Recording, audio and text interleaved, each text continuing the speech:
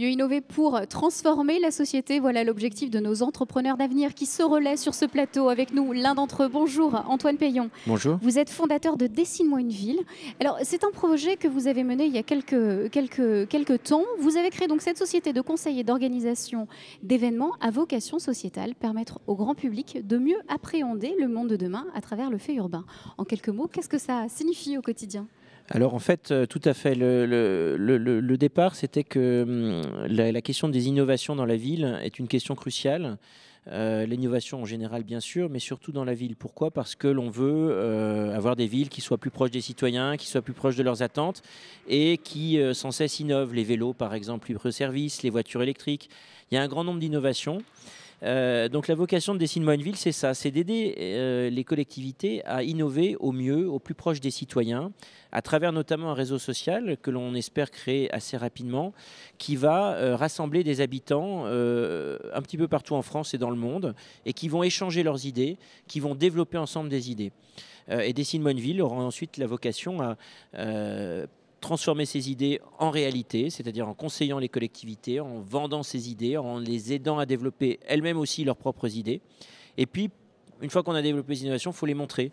Donc on organise des événements, on organise à la fois des expositions pour montrer ces innovations, un petit peu à la manière d'expositions d'art, comme un musée, mais au carrefour aussi du salon professionnel et du showroom d'entreprise, avec des partenaires bien sûr privés. Et puis, nous ferons aussi des conférences dans un format TEDx qui parleront de l'innovation et de la ville et de l'innovation dans la ville. Alors justement, vous parlez de conférences. Vous avez joué le jeu ce matin. Vous êtes intervenu lors d'une table ronde sur le thème entreprise et société civile. Quelle coopération pour quelle innovation ? Qu'est-ce que vous avez retenu de cette rencontre entre différents acteurs et vous étiez nombreux autour de cette table ronde ? Il y a beaucoup de choses qui se passent. Les entrepreneurs d'avenir, c'est intéressant pour ça. C'est qu'on se réunit surtout autour de, je pense, d'une vocation commune, en tout cas d'une appétence pour tout ce qui est développement durable, tout ce qui est finalement humain, tout ce qui remet l'homme au centre des décisions et pas simplement uniquement la finance ou l'asservissement finalement.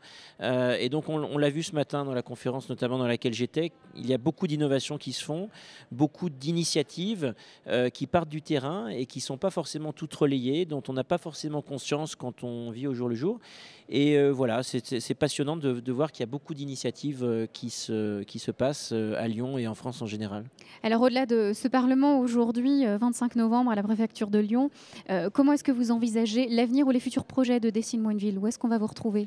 Alors, j'espère à Saint-Étienne rapidement, qui est une ville qui a été le fleuron de la révolution industrielle, donc qui a beaucoup innové et qui a une vraie problématique aujourd'hui de redynamisation, on va dire. Et puis dans d'autres villes en France, et notamment sur la région, Valence, Grenoble. Pas le Grand Lyon parce que j'ai travaillé pour la collectivité du Grand Lyon et puis surtout aussi parce que j'y habite et la démarche que j'ai, qui est une démarche citoyenne, une démarche sociétale, n'est pas compatible à mon sens avec l'idée d'aller vendre des prestations et de développer des innovations sur le territoire du Grand Lyon puisque j'y habite. Donc ça, je le ferai de manière bénévole en tout cas.